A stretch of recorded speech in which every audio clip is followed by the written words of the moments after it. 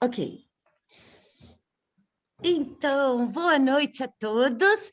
Hoje a gente vai ter uma sessão especial do Amadeus, o filme sobre o Mozart, do Milos Forman, de 1974, todo filmado na República Tcheca, mas é um filme americano. E para fazer o debate hoje com a gente vai ter o Daniel Miranda, que está cheio de número aí debaixo da janelinha dele, mas ele chama Daniel Miranda. Pensei que era com palpite de jogo de bicho. Pode ser, pode ser. Vai que dá certo. Daniel, seja bem-vindo novamente. Quer falar um pouquinho do filme? Porque hoje a gente tem que começar mais ou menos na hora, porque o filme é um pouco longo. Tem a Vânia, tá aí? Não estou vendo ela, não. Deve estar lá do ar. Vou colocar no Olha, mudo. Isso, coloquem no mudo. Isso, pode falar, Daniel. Não, gente, boa noite a todos. Realmente é uma obra fantástica, foi ganhadora de 8 Oscars, então assim dispensa maiores comentários. Realmente a gente vai se deliciar primeiro com a música do Mozart e depois nessa peça do Peter Shaffer, né, que foi o roteirista, quem escreveu a peça, isso era uma peça de teatro, que ele pegou assim, pontos e alguns mitos da história fantástica desse que pode ser considerado o primeiro músico pop, porque até hoje o Mozart vira, a partir da sua morte, um produto pop. Até hoje, em Estrasburgo e Viena, nas cidades, tem um roteiro que se faz em função das passagens deles, né? Nessas cidades, tem chocolate chamado Mozart, tem camisa chamado Mozart, enfim. É uma figura assim, realmente que também dispensa comentários musicais, e o Peter Shaffer ele fez uma espécie de ficção biográfica, portanto, que realmente tem alguns dados ali que aconteceram, e tem um certo T0, T1 e T2, quer dizer, tem uma trajetória um pouco cronológica, né, que vocês vão perceber. Agora, ele, através dessa novela, ele vai aprofundando alguns temas que ele quis aprofundar, ainda que apareça superficialmente na biografia do Mozart, e aí, depois de ver o filme, a gente pode, portanto, discutir um pouquinho enfim, e aprofundar naqueles aspectos que a gente achar interessante, tá bom? Então, vamos, que é longo, mas vale muito a pena. Beleza, obrigada, Daniel. Miriam, voltou a Miriam. Que legal! A terra dos alemães. Miriam! Oi, pessoal! Oi, todo mundo! Eu acho que eu não tomei. Que bom ver vocês! Saudades! Que legal! Sibeli! Vai começar, né? Desculpa, entrei um pouquinho atrasada. Tudo bem. Sim, o Luciano aí também. Tudo bem, olha só, o pessoal. Estou vendo o Luciano. Sumido. Que legal. Então, tá bom. Daniel, a gente estava falando, a Miriam acabou de chegar, né, da Alemanha, e o Mozart é o compositor dela favorito. Então, ela veio também especialmente pela sua sugestão, e a gente tinha escolhido, o Zé deve entrar aí também daqui a pouco, a gente tinha escolhido assistir um tempão já o Amadeus, porque a gente viu Hair também, né? E tem outros filmes de música também que o Daniel sugeriu para a gente. Tem um que ele não conhece, que depois eu também quero passar aqui, mas eu acho que eu vou ter que passar depois da meia-noite, porque ele tem cenas fortíssimas, que é um sobre o Paganini, com o Klaus Kinski. O filme é dele e ele é o Paganini. Só que depois o produtor expulsou ele do filme, né? Tirou ele da direção, assim, aí o filme ficou menos chocante, né? Mas ainda assim é chocante. Aí, então, um dia a gente faz uma sessão meia-noite para assistir o filme do Klaus Kinski, do Paganini. Okay. Então, tá bom, pessoal. Eu vou fazer o teste com vocês aqui rapidinho.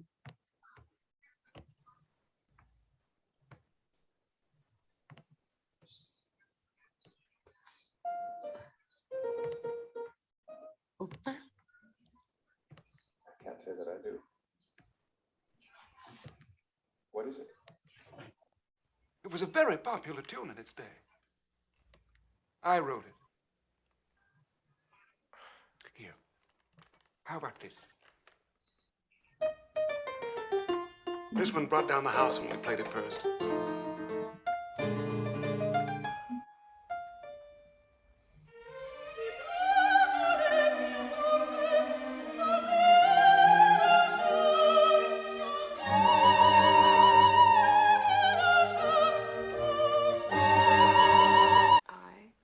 Vol, love, but I love you?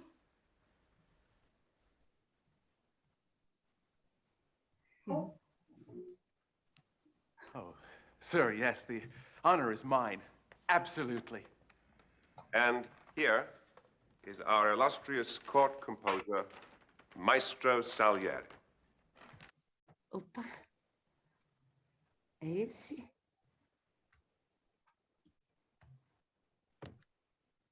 Peraí, só um minutinho que eu vou trocar a legenda. Que essa legenda tá com delay.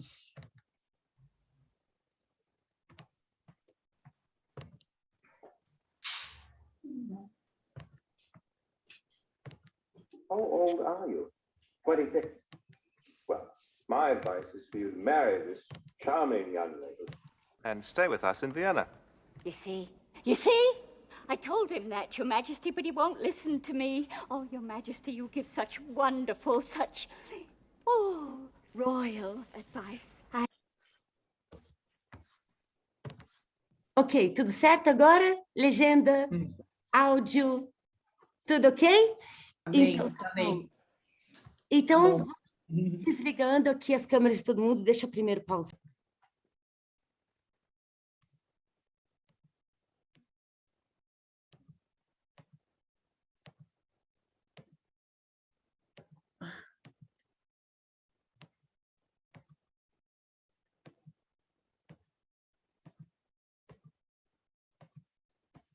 Acho que já liguei de todo mundo.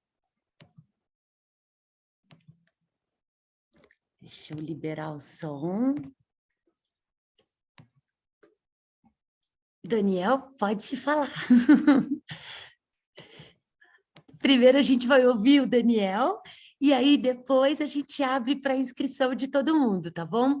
Essa versão que eu passei é a versão do Blu-ray, a versão que saiu depois, né, digital. E é a versão do diretor, né, um pouco com cenas a mais, né, que o pessoal pode não lembrar, né, porque não viu. Então, Daniel, tá no mudo.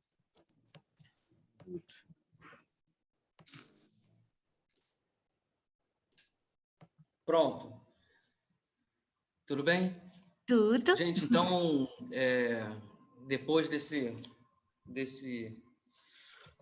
concerto do Mozart aí, bem prolongado, bem recheado, porque, na verdade, a versão foi uma novidade para mim também, eu acredito que para todos vocês que viram na época no cinema, porque...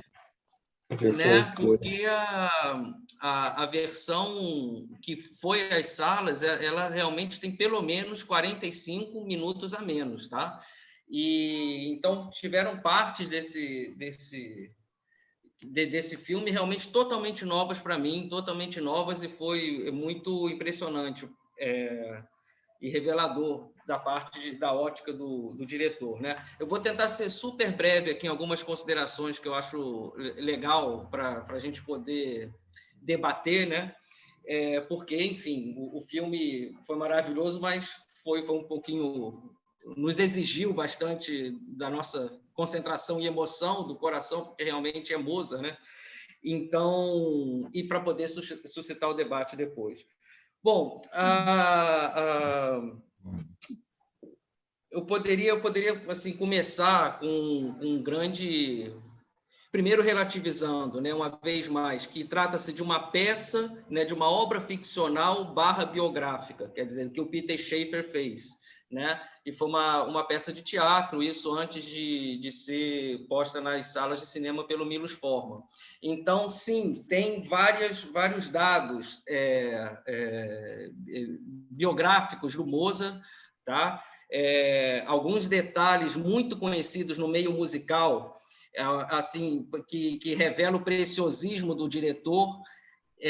Por exemplo, vocês lembram da cena em que ele está numa mesa de sinuca escrevendo as partituras e jogando a bolinha, né? Aquilo ali ele fazia mesmo, e muitos compositores faziam, mas não na velocidade dele, que é o seguinte: quando ele lança a bola e bate assim nas extremidades da mesa de sinuca, aquilo ele está fazendo 4x4, ele lança 1, 2, 3, 4. Enquanto não tinha um metrônomo mecânico, enquanto a bola fazia isso, ele contava o tempo e ia escrevendo a partitura. Vocês imaginem, como, em linguagem moderna, o HD desse cidadão, né? A inteligência escrevia a música como a gente escreve português, enfim.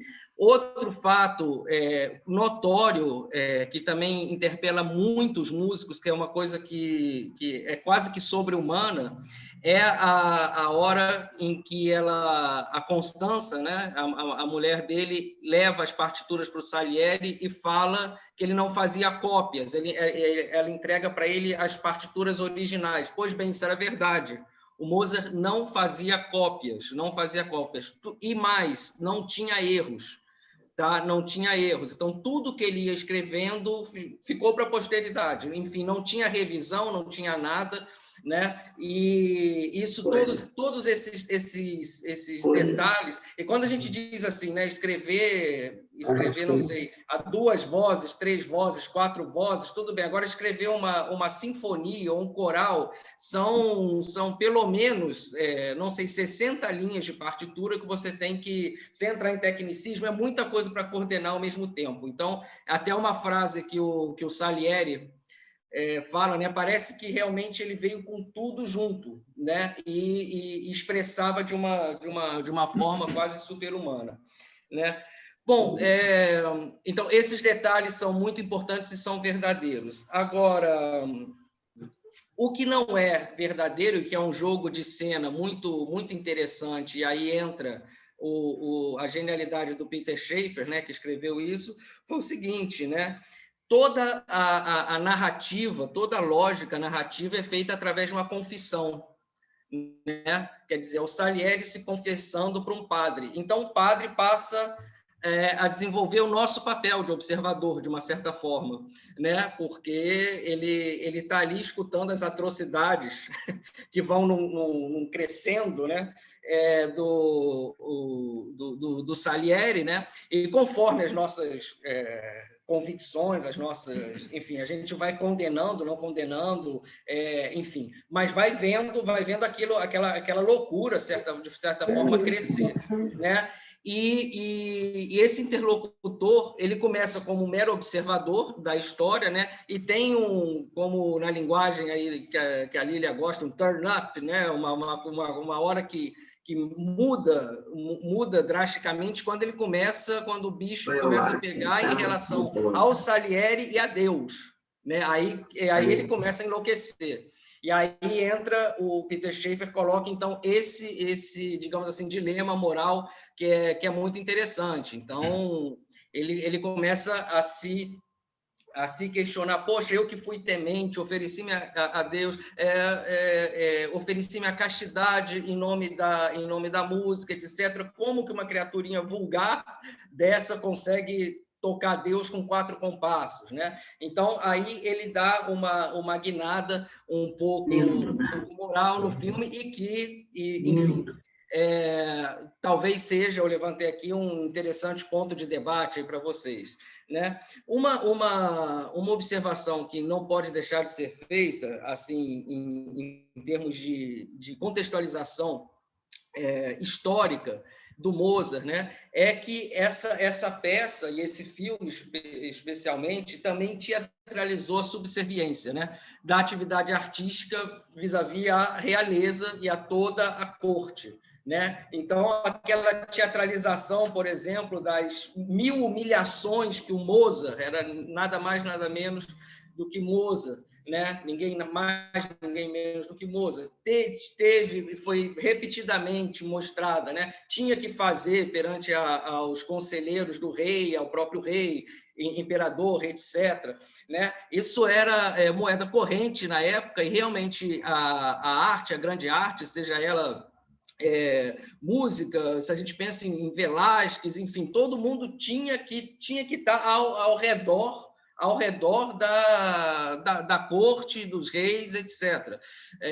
Handel, enfim, os exemplos seriam aqui infinitos, né? Então, quando a gente pensa na música clássica, ela é uma música de classe também, uma música de classe e que foi pedida e foi feita em prol de uma classe, de um sistema que, como a gente viu no filme aí, quando o Mozart quer encenar e escrever a Bodas de Fígaro, né? E o imperador do Império Austro-Húngaro de Viena falou o seguinte: inclusive minha irmã Antonieta está tendo um problemão lá na França, meu amigo, está com esse negócio, tá entendendo? Você não vai me botar Fígaro aqui, né? Porra, enfim. E o Mozart, não, mas é uma peça fantástica, não sei o que, enfim. Alguns anos depois ele iria perder a cabeça por isso. Mas fica interessante também registrar essa subserviência total da música clássica e lembrar que ela é uma música de classe. Essa música clássica barra de classe, que hoje tende a se chamar clássica como uma conquista universal, etc., eu contesto isso, mas essa é a minha visão pessoal. Agora, mostra-se no filme também, porque tem o vaudeville, que são aquela trupe de músicos e artistas de teatro que são muito mais populares, né, que utilizavam temas populares no formato de operetas, etc. Esses teatros na Europa existem até hoje, né? Existia aqui no Rio de Janeiro também, onde o machixe, aqui no Rio de Janeiro, o machixe podia ser orquestrado em pequenas orquestras e dançado, até o imperador proibir. Enfim, essa dicotomia sempre existiu entre a música clássica barra de classe e uma música popular, mais encenada. Isso o filme mostra, teve o cuidado de mostrar também, né? Os dois teatros bem diferentes, as linguagens bem diferentes, e a música, não sei se vocês perceberam, uma cena muito bonita, ele começa a cantar uma melodia muito popular alemã, e todo mundo canta, tem bebê, tem criança na plateia, etc., né? Bom, com relação a outro tema rapidinho também para se tocar, e que foi verdadeiro, né? É a relação dele com o pai, e aí a interpretação, assim, os historiadores divergem, mas fato é, ele, quando criança e até a pequena adolescência, ele viajou por mais de 20 países na Europa, 20 cortes, tá? E a gente lembra, tem um livro do Eric Robesbal fantástico, chamado A Era das Revoluções, que ele fala o seguinte: olha, até o final do século XVIII, até as ferrovias, né? 97% da população europeia nascia e morria no mesmo lugar. Eram aldeões, e que nasciam e morriam no mesmo lugar. A locomoção, mesmo que para nós brasileiros possa ser tudo perto na Europa, né?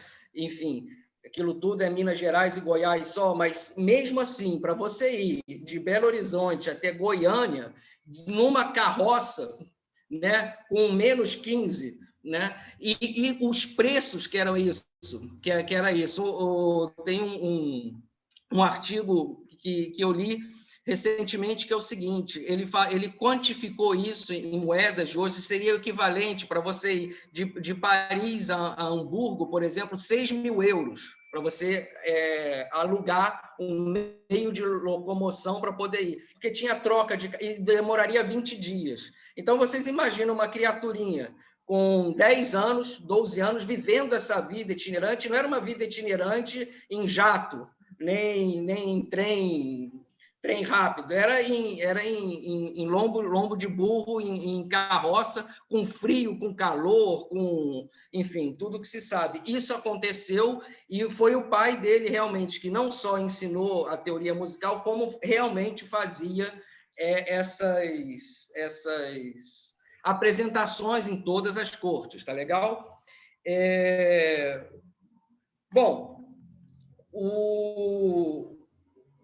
mas o que a gente pode falar aqui, que realmente, para chegar à conclusão, que o grande tema da peça, né, e uma vez mais, não é historicamente comprovado que o Salieri fosse rival do Mozart, tá? Inclusive, o Rimsky-Korsakov, com um texto do Pushkin, eles fizeram uma ópera chamada Mozart e Salieri, né?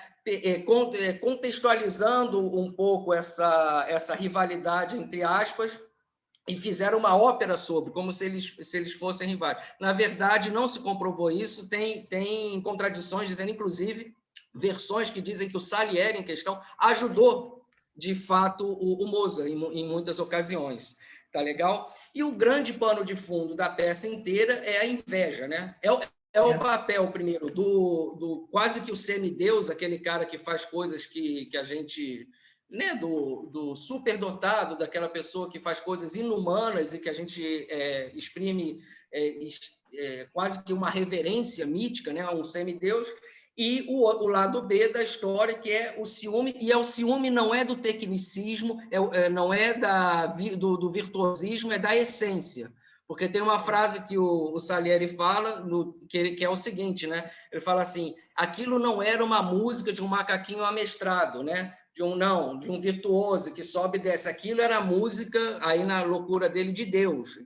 Então, ele foi até...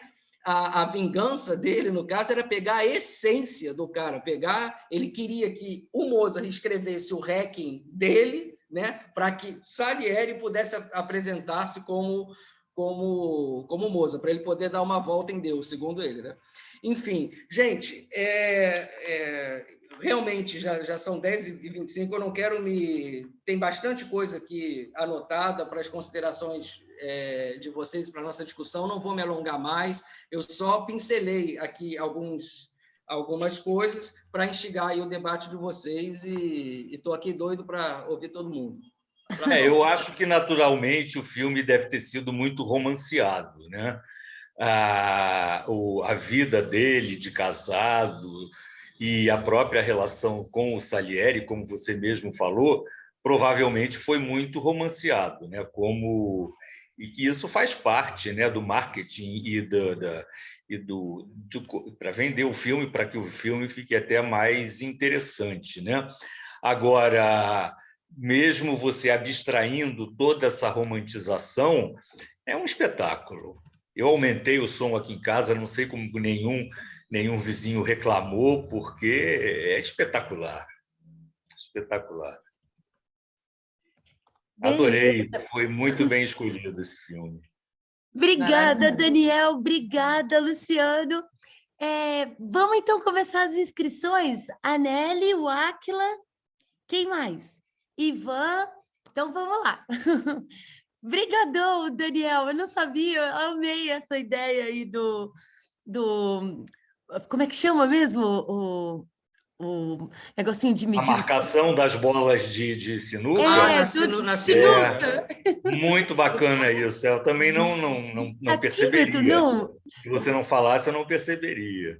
É muito legal. Me perguntando o que era aquilo, né? Será que é o filho dele que está jogando as bolinhas? Não, era para marcar o tempo. Dá 4x4 certinho, ou 3x4, ele joga em duas. Muito legal. Muito legal. Eu já tinha visto esse filme, muito bom, gostei, é emocionante. Eu achei, vou falar um pouquinho só a questão ele diz assim, eu não sou vulgar, eu sou vulgar, mas a minha música não é vulgar, ele se defendendo, né? Isso é sempre uma questão para mim, como separar a pessoa, né, do artista, né? Tem muitos, né, assim, que são realmente grandes artistas, atores, escritores, mais que o posicionamento político ou na família é desprezível, né? Eu até queria ler um escritor francês, mas ele foi colaboracionista, não li, eu sou um pouco eu tenho dificuldade, né? Tenho preconceito, realmente. É isso, sim, o filme é maravilhoso. Era só isso que eu queria falar, da parte dessa separação, né? Beleza. Artista e pessoa. Obrigada, Nelly. Depois o Daniel pode falar disso, porque a gente falou disso também no filme de Além do Champagne, né? Então, agora é o Áquila, o Ivan, depois meu pai, depois se o Daniel quiser fazer comentar, mas quem quiser se inscrever também pode levantar a mão. Ah, depois o professor Miranda, depois o Luciano de novo. Beleza. Áquila? Está no mudo. Eu achei interessante essa ideia do dom, né? Que o Salieri do filme, naturalmente, ele se sente traído por Deus, né? Porque ele esperava que Deus desse para ele, que ele tivesse o dom, né? E isso não acontecia com tudo que ele fizesse, com tudo que ele abriu a mão de tudo por esse desejo de um ganho de Deus que não houve. Então, tem uma história com Deus nesse filme muito interessante, que depois o Nelson pode falar um pouquinho. Tá certo. Então, Ivan, depois o pai. E depois o Luciano, depois o professor Miranda. Eu acho que é importante a gente olhar isso como cinema, né? Como filme, né? Porque a história do Mozart é uma história extremamente complexa, nem se sabe onde é que ele foi enterrado, tem uma série de coisas do Mozart que foram até muito mais grave esse filme do que a maioria dos livros onde tem um livro escrito, etc. Quer dizer, o roteiro a partir de um livro, a partir de uma coisa, aí é um roteiro completamente a partir de peça que não tem história verdadeira, etc., né? Como disse o Luciano, o filme é realmente fantástico em matéria de personagem, em matéria de roteiro, em matéria de música, em matéria de interpretar atores, atrizes. Quer dizer, é um filme assim perfeitinho, né? Fechadinho, impressionante. Teresa estava dizendo, pô, como é que consegue fazer um filme com aquelas peças, aquelas óperas que acontecem durante o filme, parece que é um filme sobre peças de teatro, né? De tanta perfeição, tanto é um filme brilhante, espetacular. As cores são bem usadas, os materiais são bem usados, os sentidos são bem usados, né? Então, é espetacular, muito, muito, muito, muito, muito lindo mesmo. E não é um filme longo, quer dizer, é um filme longo, mas não é um filme longo, né? Porque parece que todas as coisas acontecem no momento certo e até a morte dele é no momento certo. Agora, a mediocridade do Salieri nesse filme é impressionante, né? Porque ele fica adorando o Salieri até o final, ele morre achando que o Salieri é o grande salvador, é o grande ídolo, é o grande coisa. É um engano assim, impressionante, né? Parece até que é uma fantasia que ele idealizou, a mesma briga que o Salieri tem com Deus, né? Que briga com Deus e como é que pode fazer isso? Ele tem o sentido inverso com o Salieri, né? Como se o Salieri fosse o Deus dele, né? É impressionante. Por enquanto é o que eu tinha para falar. Ok.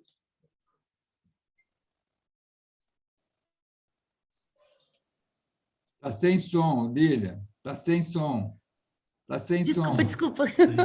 Então, obrigada, Ivan. Então, agora meu pai, depois o Luciano, depois o professor Miranda. Quem quiser pode levantar a mão. Eu já tinha visto o filme, né, e veria de novo. Eu achei o filme espetacular, muito bonito, independente das músicas, né? Mozart não é o meu preferido, mas a minha admiração por ele é total. O Aquila faz uma abordagem interessante, né? Eu não dei a devida atenção, mas a questão de Deus, né? O Salieri é um cara atrapalhado, como a gente diz aqui em sul de Minas, né? Ele tenta barganhar com Deus. Ele é um comerciante, né? Ele é um cara ruim da cabeça também, porque Deus dá os talentos, as pessoas trabalham isso, né, da forma que achar melhor, né? Isso, eles são livres para isso. Tanto é que, na morte, né, de Mozart, ele enterrado de uma forma mais vil possível, né? Uma cova coletiva. Vocês perceberam? Quer dizer, onde todo o talento que o Mozart possuía, né, não ajudou para nada nesse momento crucial, né? Então, quer dizer, essa dependência com relação a Deus, né, eu acho que o negócio é mais ou menos assim: ajuda-te que o céu te ajudará. Certo? Então, você tem que cuidar do seu e dos seus. Tá? É assim que eu vejo, Águila. Tá? Bom, a outra coisa. No filme mostra, de uma forma muito suave, mas a presença de um relativo conflito entre representantes da igreja e a nobreza europeia na questão da música, né? Porque a Igreja Católica dominou isso, né? A música era da igreja, que representava, então, o domínio total que a Igreja Católica tinha sobre o mundo cultural, o mundo espiritual, né, da Europa. Para vocês terem uma ideia, por exemplo, Palestrine, um compositor no final da Idade Média, italiano, ele fez mais de 400 composições, né, tudo em latim. E no filme nós vemos alguns momentos na composição que Mozart se dedicava, o uso do latim, né? Então, isso quer dizer que, né, a igreja era dominadora até dessas questões todas, né?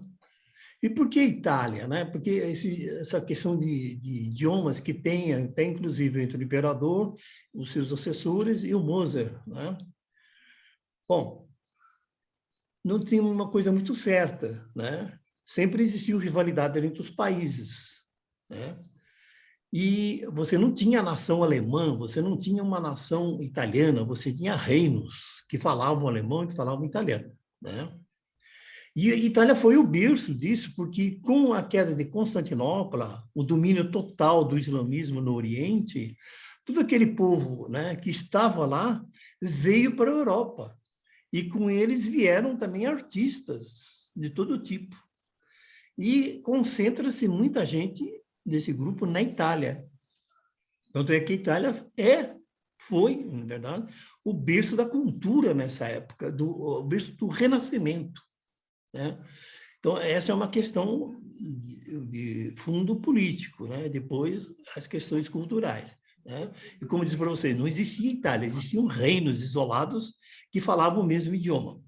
Bem, ainda dentro da questão do idioma, né? Wagner, bem depois, quase 200 anos depois, ele compunha em alemão. As óperas dele eram em alemão. Por quê? Porque ele tinha esse espírito nacionalista, extremamente nacionalista. Não se esqueçam disso, né? Wagner é o preferido de Mozart, do Adolfo, né? Bom, outra questão, né? O Bach, quase 100 anos antes de Mozart, compôs em latim. Quando ele se converte ao luteranismo, ele passa a compor em alemão. A maior obra dele, o Evangelho segundo São Mateus, é em alemão. Essa é a minha preferida. Bach é o meu preferido, né? Então, veja, tudo isso né, tem alguma coisa por detrás ou tem alguma coisa por baixo. Tá? Ou o que vai compor em italiano, por que vai compor em alemão? Eu acho que isso é fundamental. Né? Isso é importantíssimo. Em italiano, pelas influências da Itália, que eu disse para vocês as razões e tudo mais. Tá certo? Bom, o filme surpreende mais ainda no final, porque para mim o Mozart era um deus, um príncipe, e o final dele é igual cocô de gato, né? Que é enterrado pelo próprio gato. Né? Só que o Mozart não se enterrou, enterraram-no. Né? Uma morte súbita, estranha. Né? 35 anos. Qual o motivo da morte do Mozart? Né? Talvez excesso de remédios com álcool e aquela vida doida, né? E assim por diante. O problema do gênio é isso. Todo gênio paga um preço muito alto pela sua genialidade, pela sua criação. Né? Ele sofre, ele paga um tributo, ele paga um pedágio muito forte, às vezes a própria vida até. Não é o caso do Mozart. É só. É muito boa essa sua colocação, Nelson. Eu queria comentar, eu acho que esse ator não fez mais nada, não é? Eu não sei, se o Daniel os dois pode... eram desconhecidos. Mas eu não sei, enfim, não fez esse dever de casa. Eu acho que esse ator não fez mais nada, fez esse filme que foi um grande sucesso, né? Me lembro essa gargalhada dele, ficou famosa à época, né? Mas depois ele, me parece que desapareceu. Mas eu queria comentar também que realmente, como eu tanto quanto o Nelson, não tenho preferência assim pela obra do Mozart, a não ser por esse Requiem, que é maravilhoso. E algumas áreas, como apareceu da Dama da Noite, né, da Flauta Mágica, e alguma coisa do Dom Giovanni, algumas áreas, porque eu assisti inteira a Flauta Mágica e Dom Giovanni, e achei muito chato o total da ópera, né? Agora, as partes que apareceram no filme são muito bonitas, são pequenas áreas de alguns momentos. Eu fiquei curioso até pelaquela ópera do Salieri, que parece muito bonita no filme, né? Eu não sabia dessa ópera, vou até pesquisar porque eventualmente pode ser até ser mais ou menos como essas outras óperas, esse sentimento que eu tive por essas outras óperas do Mozart, né? De gostar de algumas áreas, alguns pedaços que não fazem parte do conjunto total. Pode ser que também dessa ópera do Salieri tenham pegado uma área que fosse mais espetacular ou mais espetaculosa, né? Do que o contexto total da ópera. Mas eu fiquei curioso. Agora, esse Requiem de Mozart é um show à parte. Inclusive, a Dolorosa, que é aquela última parte do Requiem com que o filme termina, né? A Dolorosa é muito bonita, é muito bonita. Na hora que aparece o Salieri... Desculpa, não é dolorosa, é lacrimosa. Lacrimosa, A lacrimosa é muito bonita. Mas aí já toca, né? Na hora que chega a encomenda, a música acompanha, assim, né? E acompanha o enterro dele. Acompanha o enterro dele. Agora, isso que o Nelson falou, dele ter sido enterrado tão humildemente, é porque eu acho que a mulher dele atrapalhou o sonho do Salieri, porque, pelo que o filme mostra, o Salieri tinha a intenção de fazer uma grande missa de Requiem para o Mozart, musicado pseudamente por ele, Salieri, né? Só que a mulher interpelou isso tudo, né? Estragou essa festa toda e, como o Salieri não ia ser a vedete mais, não deve ter dado bola para o enterro e pelas exéquias do Mozart, né? Provavelmente aconteceu isso. É Mas é verdade. tudo, e como é tudo romantizado, são coisas que a gente imagina que possa ter sido dessa maneira, né? É verdade. Eu estava procurando a diferença, né, do original para essa cópia que a gente viu, né, que é o corte do diretor, né? E aí eu achei um artigo no The Guardian, vou mandar traduzido lá no grupo. O Luciano está no Ama Cineclube, eu mando lá também.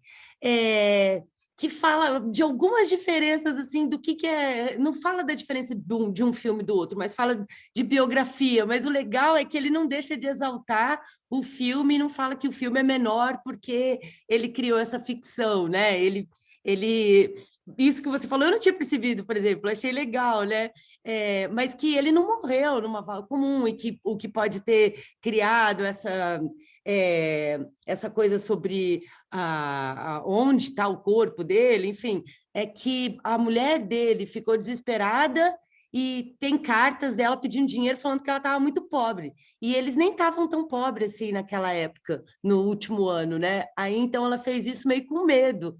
E aí, enfim, não se sabe aonde está o corpo dele. Vou mandar o artigo do The Guardian para vocês depois. É bem interessante, assim, que fica falando do que é real, do que é ficção, mas sem ser exaustivo, assim, elogiando o filme pelas soluções a partir de cartas dele, enfim, né, mostrando que ele estava bem feliz, assim, né? Agora é o professor Miranda, depois o Daniel de novo, depois o Ivan, depois o Átila. E o Sérgio, que não falou nada ainda. O Luiz Melo Souza não ia falar também? O doutor Luiz também não falou nada. Eu quero falar só dos filmes, que eles têm vários filmes. Beleza. Tá no mudo. Sou eu? Eu queria apenas levantar 2 pontos aqui que já foram falados praticamente, né? Só tem um ponto que talvez não tenha sido considerado, que é o próprio autor, o Scaffer, né? O Scaffer, ele tem uma característica assim, não é de assim, queimar o filme, não é bem isso, mas enfim, ele tem uma visão assim das obras dele muito crítico em relação a certas individualidades. Por exemplo, tem uma outra peça que não sei se vocês leram ou já viram, até um filme chamado Ecos. Já viram falar nesse filme chamado Ecos? Então, é uma pessoa completamente paranoica que cega os cavalos. Daí o nome Ecos. Isso é bem Scaffer, tá entendendo? Ele queima o filme do personagem lá e tal. E até esse Ecos também foi filmado.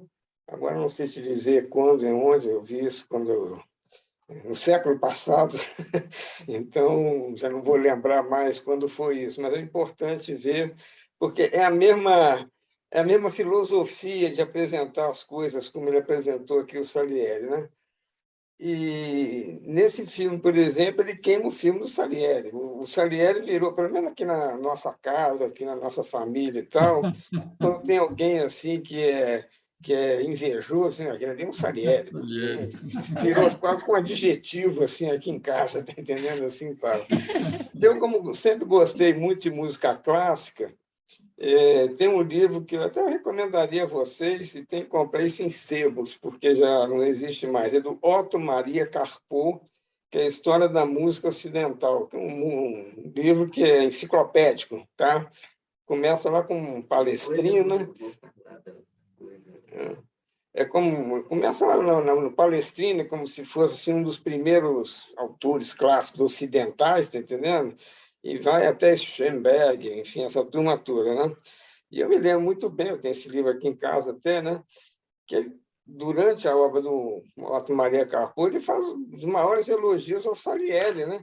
O Salieri foi professor do Beethoven, entendeu? Ele foi professor de uma série de músicos. Ele era Então, essa figura, como ele foi traçada pelo Scaffer, é mais Scaffer do que o próprio Salieri. Não tem caso, são diletantismo de quem gosta de música e tal, e Enfim, a gente vai vendo as coisas de maneira assim menos iconoclasta, né? Assim, menos repetitivos e tal, né? E para mim esse filme é um musical clássico. Não tem a Noviça Rebelde, não tem isso. Esse aqui é um filme musical clássico, entendeu?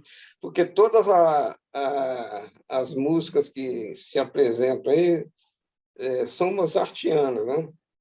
E eu gosto muito de música, meu Deus do céu, os quintetos dele, os quartetos são maravilhosos, né? Então, acho que Leila queria falar um negocinho aqui. Nessa ideia, né, do musical clássico, né, que eu acho que é muito próximo dessa beleza de filme, né? O que mais me impressionou foi a liberdade. Pessoas simples, pessoas correndo, andando, sorrindo, sem todas aquelas malemolências, né, que a gente adivinha de cortes e etc., né? A distância, né? E as invenções. Pá, pá, pá, pá, pá, pá, pá, pá, pá, né? Uma mulher zangadíssima. Verdades. Isso foi muito bem pensado, né? E com respeito a essa grande né, magia. É isso. Achei muito livre, muito bonito. Só. Nossa, legal, obrigada.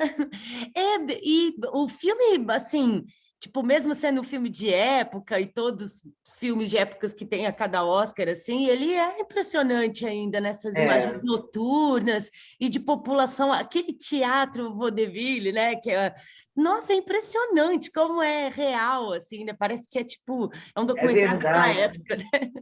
Ficou assim como, é muito legal. É verdade. Essa última coisinha que me passou agora aqui na cabeça, eu não sei quem falou, tá? Não sei quem falou. Foi um desses grandes luminares aí, né?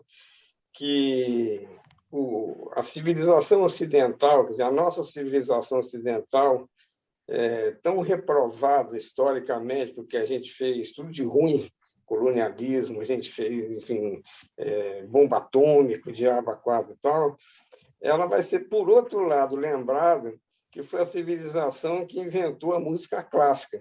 Quer dizer, é diferente do tibetano, é diferente do egípcio, é diferente disso e tal. Se a formação de orquestra, de tudo isso, a nossa civilização botou uma pedrinha aí na história da humanidade, né? Se for o mundo ocidental que fez isso daí, é uma das criações nossas. A gente pode orgulhar disso, né? Então, quer dizer, realmente, do Palestrina até hoje, até o Daniel Miranda, a gente tem essa eu jogo sinuca só. Cuidado, pai. Não, brincadeira, eu sei que todo mundo é pai mesmo. Desculpa aí um pouco. Enfim, a verdade é que isso aí foi uma dádiva que a nossa civilização deixa para o futuro, né? Eu não lembro quem falou isso, não foi eu, não. Eu só estou citando o que falaram. Beleza, obrigada. Agora o Daniel, se quiser comentar o que a galera falou, mas deixa eu fazer uma propaganda. E, doutor Luiz...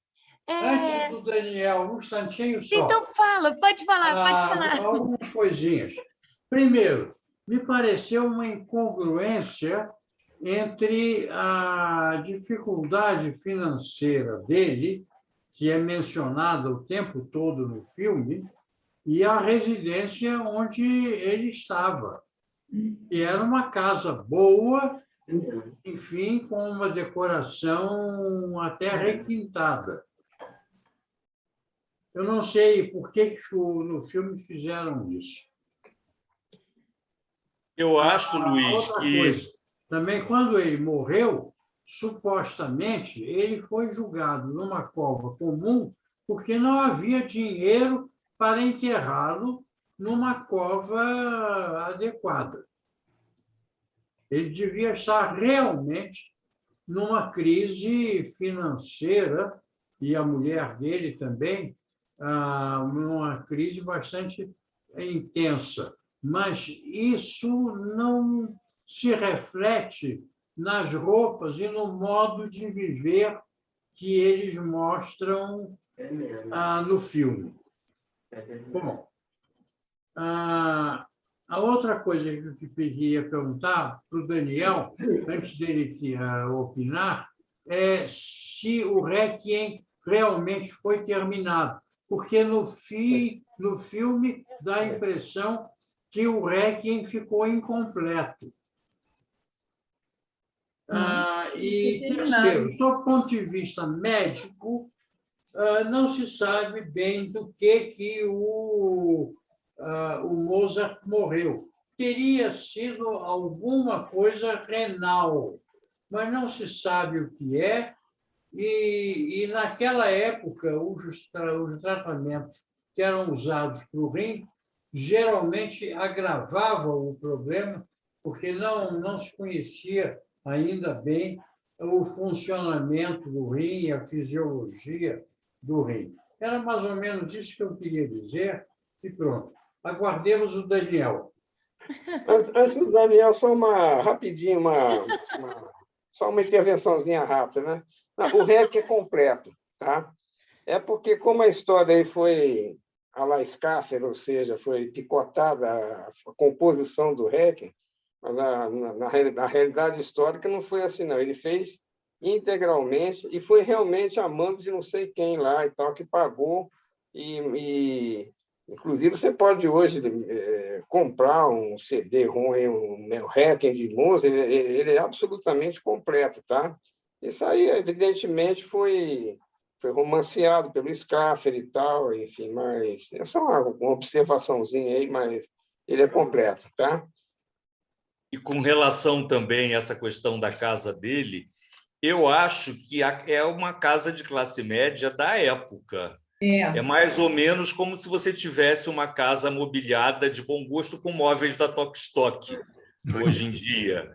Né? Eu acho que é mais ou menos isso, não sei se mal comparando, porque não parecia uma casa grande, não parecia um palácio, como daqueles bispos e como do próprio Salieri. Era uma casa que tinha 1 ou 2 cômodos. Não apareceu mais do que a sala e o quarto. E era o tipo de móvel que se fazia na época. Eu interpretei dessa maneira, mas o Daniel pode falar melhor sobre isso. Também Deixa o Daniel falar, gente. Que nada, segue o barco. O Ivan deu depois do Daniel. É porque não, tá segue escrito. o barco, tá ótimo. Então fala, Ivan, depois fala o Daniel. Deixa eu falar, então. A Tereza quer Não, falar só primeiro. quero Fala, falar Tereza. Você falou dos atores não terem feito outros filmes, que você não tinha feito o dever de casa. Você fez para mim. Eu fui no pai, né, foi no Google, né? O Salieri, inclusive, trabalhou em Nome da Rosa, aquele do Sean Connery. É verdade. Então, eles fizeram vários filmes. Era isso. Era o Inquisitor.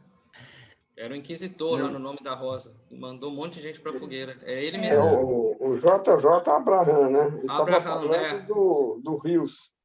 Não, do Rios, a minha intervenção rápida só era respondendo, acho que o Luciano, se o Rios, o Tom Rios, né?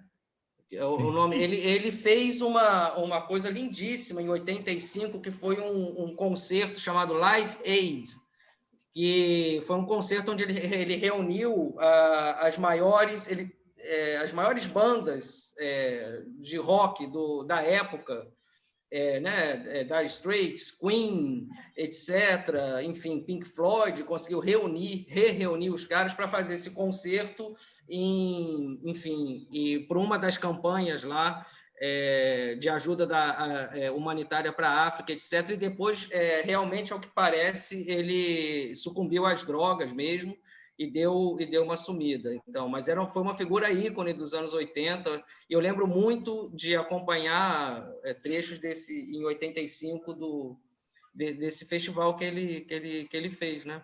Foi a última risada dele. Olha, eu não sabia. É Live Aid, tá?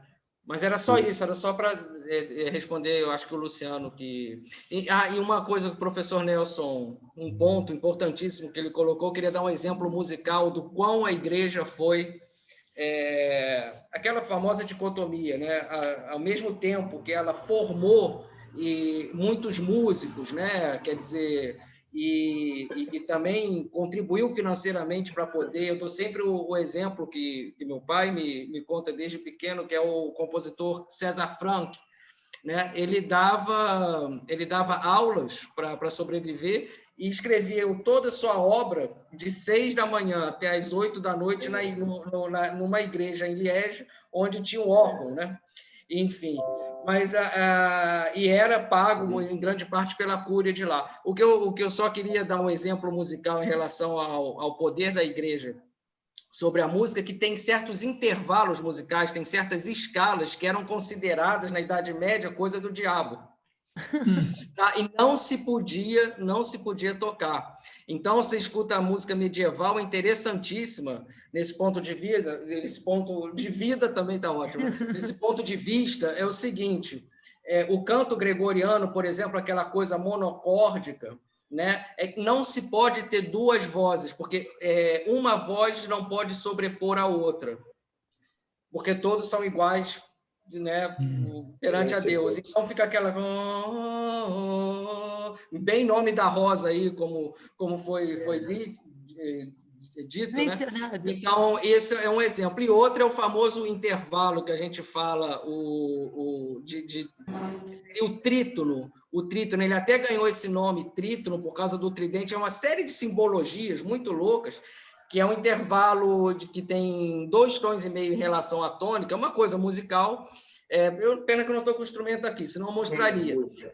Que é o seguinte, quem tocasse esse intervalo, meu amigo, cuidado, enfim, que era realmente... Chegou a esse ponto, só para explicar, então, com uma coisa concreta, o domínio da igreja e a interferência na prática musical, inclusive popular. Lilian. Beleza. Eu quero só agradecer e mandar um beijo para todos. Aprendi muito escutando os comentários de todos. Boa noite. Boa noite, Cibele. Boa noite. Boa noite para vocês também. Boa noite, dona Vilma. Boa noite. É muita emoção no mesmo dia. Eu soube que eu vou ser bisa outra vez. É o 12º bisneto. Parabéns. É muita coisa Parabéns. ao mesmo tempo, tá bom? Parabéns. Boa noite, durmam bem. Boa noite, parabéns, dona Vilma. Boa semana. Tá certo.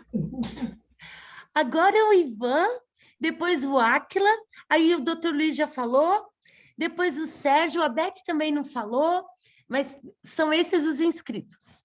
Ivan. Acabei de saber agora que são 12, é o 12º. Que beleza. Ok. Eu queria chamar um pouco de atenção para a personagem da esposa do Mozart, como é que ela faz algumas pontuações interessantes, né? Porque quando ele estava sem alunos e tal, e estava naquele início de ser aparentemente muito famoso e sem dinheiro nenhum, ela se oferece até o corpo dela para poder conseguir aquela coisa. E aquela sequência de cena é uma coisa até dramática, né? Porque ela não era uma mulher que fazia aquele tipo de papel, né? E quando ela consegue fazer aquilo para poder salvar ela e o marido, né? Aí o Salieri faz aquele movimento horroroso, né? E lá no final do filme também, quando ela chega no fala, ele fala assim, toda aquela enganação que o Salieri tinha em cima do Mozart, ela tinha uma lucidez enorme, né? Ela falou, quero que você vá embora, me dá todas as partituras aqui, né? Só isso que eu queria falar sobre, destacar no filme. Valeu, obrigada, Ivan. Então, Áquila? Eu acho sobre a questão do enterro do Mozart, Eu acho que os artistas eram enterrados assim. O artista entrava pela porta dos fundos, entendeu? Quer dizer, artista só começa a ter autonomia da aristocracia e da igreja, pelo menos artes plásticas, né? Na Holanda, né?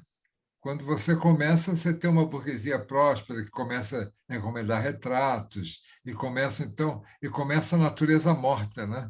Que é a primeira vez que você tem um tema que não é nem um tema da mitologia greco-romana, nem um tema sacro-cristão, né? Você tem a natureza morta, que é o desejo burguês de comer, né?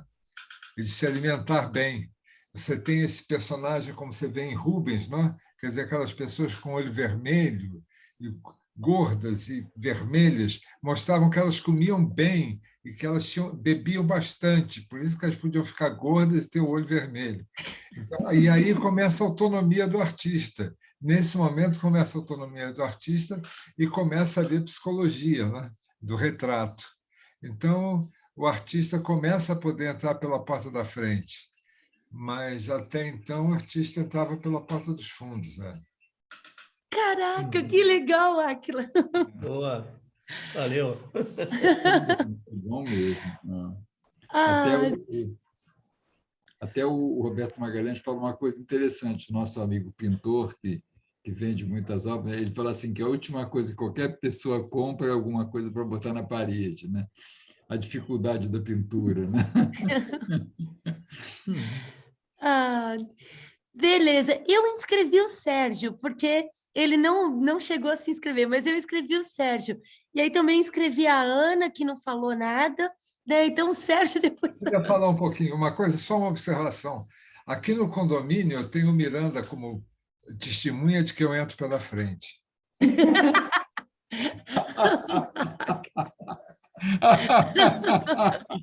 Ótimo. São os primos, né, Mirandas? Por parte da tia Carmen. É. Ah, beleza. Sérgio? Está no mudo.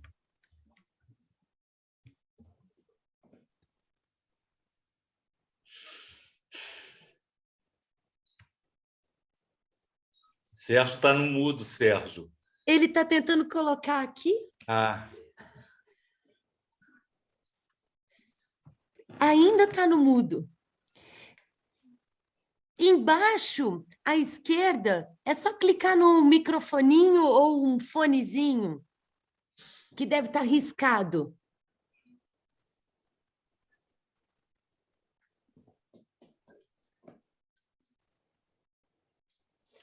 Mexe com o mouse, que do lado esquerdo, embaixo, vai aparecer um microfone. Riscado de vermelho, você clica nele que ele libera o som. Enquanto ele procura, a gente pode passar para a Ana, né? Isso, Ana!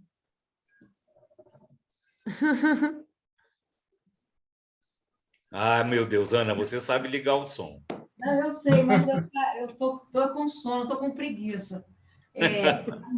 O filme de novo, porque eu já tinha visto, né? Sim, eu estava lá na ópera, lá dentro do teatro, né? Que aí eu acho que eu sou a única pessoa que talvez tenha se colocado lá dentro até. E eu falei, meu Deus, como é real, como foi bonita a obra.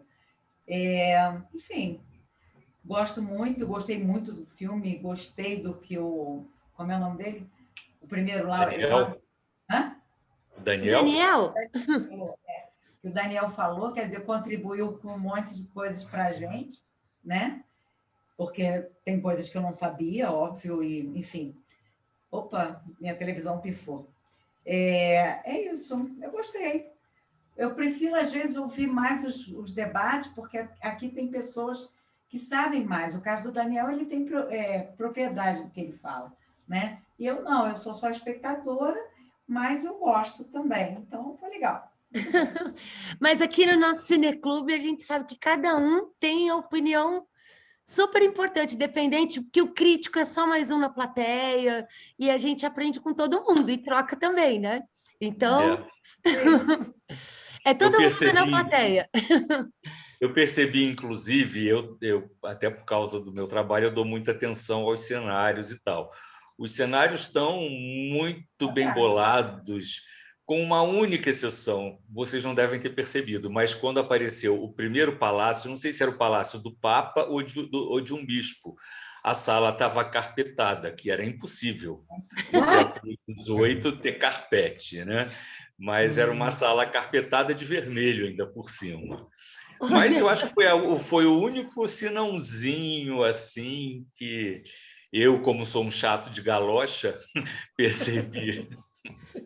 Ah, que legal! A casa dele, né? A casa dele era uma casa bem simples. Acho que foi o Luciano que falou. Era um quarto que ele até dividiu com o filho, e o filho ele ia ficar ali até muito grande, e uma sala, e uma cozinha, uma copa-cozinha com um enxugador. Ele não era um casarão que ele morava, até pela rua, pelos traços da entrada da casa. A entrada simples.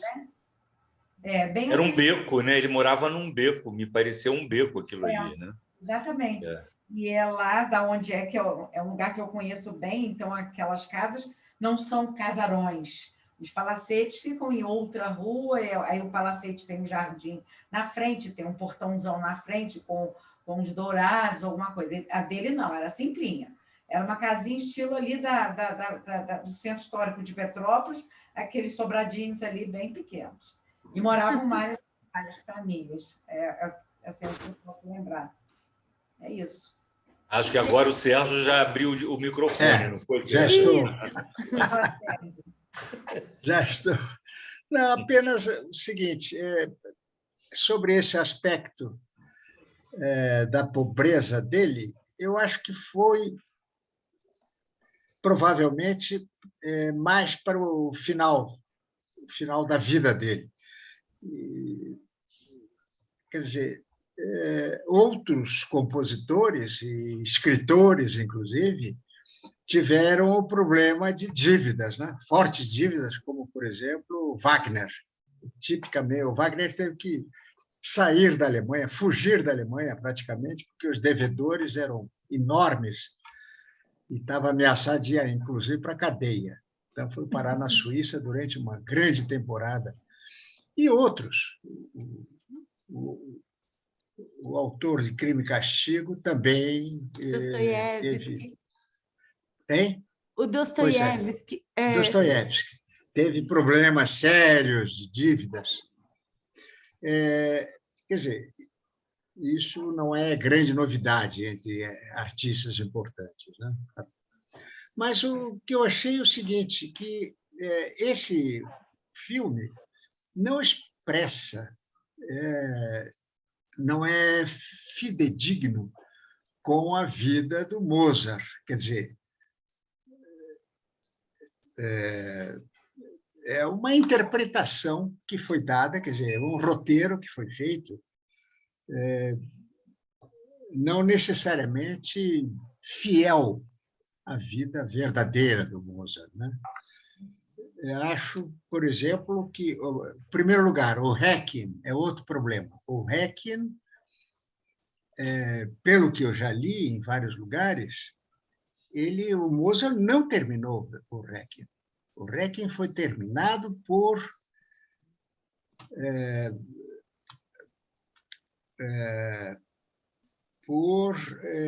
pessoas posteriormente, discípulos de Mozart, né? Não foi o Mozart que terminou o Requiem. Ele interrompeu, fez a maior parte do Requiem, mas não terminou. Isso é que eu tenho lido. Outro aspecto também, o Salieri foi um compositor razoável. Eu já ouvi músicas do Salieri, muito boas. Eu gosto muito de música clássica, muito mesmo. E já ouvi na Rádio MEC músicas do Salieri. Ele era um compositor, nenhum grande compositor, de forma alguma, mas era um razoável compositor, né? Não era um medíocre, como aparece no filme. São essas considerações. Eu também gosto muito do Otto Maria Carpo, tem o livro dele. Eu anotei aqui, porque quando eu fechar, eu vou ter o debate salvo também, né? Então, às vezes, funciona de memória o bate-papo, né? E eu preciso fazer uma propaganda. A gente tem o Daniel aqui, assim como a Tati também vem fazer o Cineclube Alemão de vez em quando, o Daniel vai vir aí também fazer o debate com filmes de música, mas sexta-feira tem um show dele na Casa de Petrópolis, às 7 horas, que é violão de 7 cordas. Aí, se você quiser falar um pouquinho também. Não, estão todos convidados, violão de 7 cordas e viola caipira. O concerto chama Brasil em 17 cordas. Então, visita um pouco as músicas de cada região brasileira e enfim, estão todos aí convidados. Eu recomendo, porque o Daniel é craque mesmo, é muito bom. O último show dele foi uma maravilha. Aliás, a Casa de Petrópolis está arrebentando com os concertos, hein? Está matando a pau com esses concertos. Os que eu assisti, nossa, todos muito bons. Então, já tem mais esse marcado aí. É sexta-feira? Sexta-feira, às 7 horas. 7 da noite, isso. Beleza. Isso. Alguém mais quer falar alguma coisa do filme? Olha, me lembrei de um outro pedido que eu tinha feito para você, já pela época desse filme. Lembra que eu pedi para você Ligações Perigosas? Sim, Chadela Delaclos. Vamos, eu preciso ver esse filme. Nossa, eu lembrei, alguma coisa eu li ontem falando, eu não vou lembrar agora, mas também vai ser hiperlink, mas pode deixar, vou anotar aqui para salvar já. Nossa, esse estava... Você e outras pessoas pediram também, né?